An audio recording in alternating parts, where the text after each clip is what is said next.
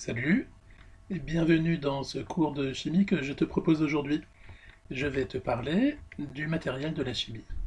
Et pour commencer, je vais te parler des récipients qui permettent de contenir les liquides. Alors tu en connais peut-être certains. Le premier, le plus courant, c'est le bécher.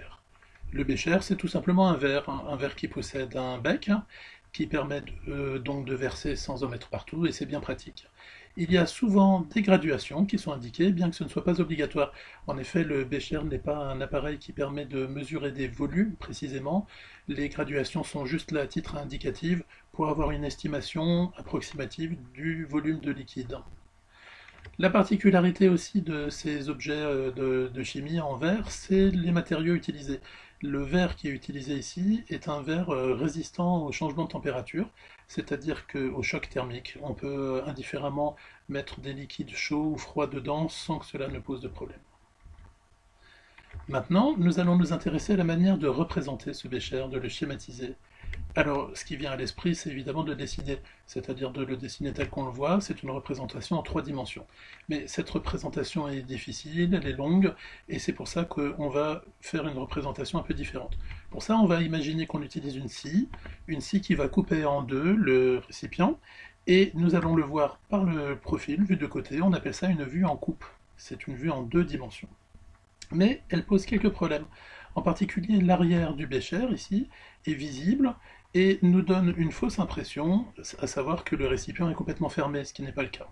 Donc ici, on a décidé d'une convention de schématisation qui consiste à laisser la partie ouverte au-dessus. Et c'est comme ça donc que nous représenterons un bécher.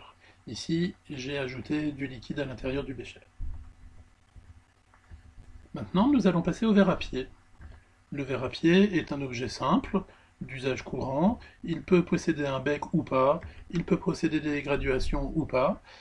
Souvent il est en verre, parfois en matière plastique, ce qui est d'ailleurs le cas aussi pour les béchers. Et voici la manière de le représenter. Nous passons maintenant au tube à essai. Le tube à essai est très emblématique de la chimie, c'est souvent l'idée qu'on s'en fait. Voici 4 tubes. Quand on utilise un tube à essai, on ne le remplit pas beaucoup en fait. D'une part pour économiser les réactifs, les substances qu'on utilise, et nous verrons aussi qu'il y a une autre raison. Attention, évidemment ces tubes ne tiennent pas tout seuls en place, il faut un porte-tube, mais on ne prendra pas l'habitude de les dessiner, on se contentera de faire un schéma comme ceci, où on a juste un tube à essai qu'on représente tout simplement comme ceci. Ici j'ai rappelé qu'il ne faut pas le remplir beaucoup. Alors la question, c'est que souvent elle représente incliné, et est-ce que c'est correct de le faire comme ceci? La réponse est que ça dépend de l'état physique de la substance chimique qui est à l'intérieur du récipient. Si c'est un solide, pourquoi pas? Par exemple de la cire de bougie qui aurait fondu dans un premier temps puis qui aurait été solidifiée, ça pourrait marcher. Mais par contre, s'il s'agit d'un liquide, c'est non. En effet, si tu prends un récipient dans lequel tu places un liquide et que tu inclines, bah, ce qui va se passer, c'est ça. Parce que la surface libre d'un liquide, on dit qu'elle est plane et horizontale. Le liquide va se mettre naturellement à l'horizontale. Alors revenons sur notre tube. Si je regarde d'un peu plus près cette partie ici du tube, eh ben, je me rends compte que en fait, euh, le liquide n'est pas rigoureusement horizontal. En effet, au niveau des parois, il a tendance à s'accrocher un petit peu au bord, et donc du coup on voit une légère courbure qu'on appelle un ménisque. Alors dans un tube à essai, ça n'a pas beaucoup d'importance, mais nous verrons plus tard que dans les appareils de mesure de volume, qui peuvent être parfois très précis, ça a son importance, on reviendra là-dessus. Alors l'intérêt du tube à essai, c'est qu'en particulier, on peut le chauffer comme ceci. Alors évidemment, il faut une pince en bois, et ici un bec Bunsen pour la flamme, on reviendra là-dessus plus tard. Alors il existe un tube particulier qui s'appelle, eh ben non, ça s'appelle pas un tube en N, non, ça s'appelle un tube en U.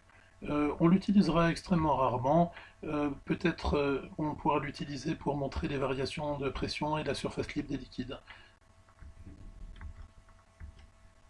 Nous allons passer aux ballons. Les ballons sont d'usage très courant, voici le plus simple, c'est le ballon rond, qu'on représente comme ceci. On constate la partie du haut qui s'appelle le col, qu'on retrouve d'ailleurs sur d'autres appareils que nous verrons plus tard. Et le problème de ce ballon, c'est qu'évidemment, il ne tient pas tout seul. C'est pour ça qu'on le pose sur un support qu'on appelle généralement un valet. et on le représentera comme ceci. Alors il y a une variante, si on n'a pas de valet, ce qui est intéressant c'est d'utiliser un ballon à fond plat, qui évidemment peut tenir tout seul sans avoir besoin de support en dessous. Alors quel est l'intérêt d'un ballon? Eh bien l'intérêt c'est essentiellement de chauffer des liquides qui seront à l'intérieur du ballon et de les chauffer de manière homogène. Pour ça on utilise ce chauffe-ballon qui est dessiné à gauche et représenté schématiquement au milieu. Il a une forme qui épouse parfaitement la forme du ballon et ça permet de chauffer de manière homogène sur toutes les parties du récipient. Donc c'est ça qui est vraiment très intéressant. Alors attention, piège à con, donc ceux qui me connaissent reconnaîtront le logo. Dans la représentation, faites bien attention, ne confondez pas le chauffe-ballon que voici et qu'on peut reconnaître grâce à sa prise électrique, à son alimentation électrique. Donc ne le confondez pas avec le valet sur lequel est posé le ballon. Il faut savoir qu'il existe des variantes dans les ballons, comme celui-ci par exemple, c'est un ballon qui possède deux cols, on appelle ça un ballon bicol. Il existe même des ballons tricoles, voici un exemple. Alors quel est l'intérêt? C'est qu'on peut placer différentes choses sur les cols, par exemple un thermomètre, comme à gauche ici, euh, une ampoule de Coulet ou ampoule à brome, comme sur la droite. Bref, on peut placer plusieurs choses en même temps et fermer l'ensemble de manière à ce que ce soit étanche. Donc ça peut être pratique. Ça se fait dans des montages qui sont assez sophistiqués. Ça s'utilise très rarement au collège, mais ça s'utilise très couramment au laboratoire de chimie. Nous passons maintenant aux flacons. Les flacons sont des objets simples, il n'y a pas énormément de choses à dire. On peut placer dedans des solides ou des liquides, au choix. Ça dépend des flacons et nous verrons avec les bouchons que ça dépend aussi des types de bouchons. Vient maintenant un objet intéressant qui s'appelle Erlenmeyer. Alors l'Erlenmeyer, le voici, il fait partie de la famille des fioles. On remarque qu'il y a une partie du haut qui est assez étroite, donc c'est le col, qui va nous permettre de placer un bouchon dessus, donc de fermer le récipient, ce qui n'est évidemment pas le cas sur un objet comme un bécher, qui est large et qui possède un bec. Et cet Erlenmeyer porte ce nom parce que son inventeur, tout simplement, s'appelait Erlenmeyer. C'était un chimiste allemand de renom au XIXe siècle. Alors, le gros intérêt de cet appareil, c'est qu'on peut agiter très fort sans en mettre partout.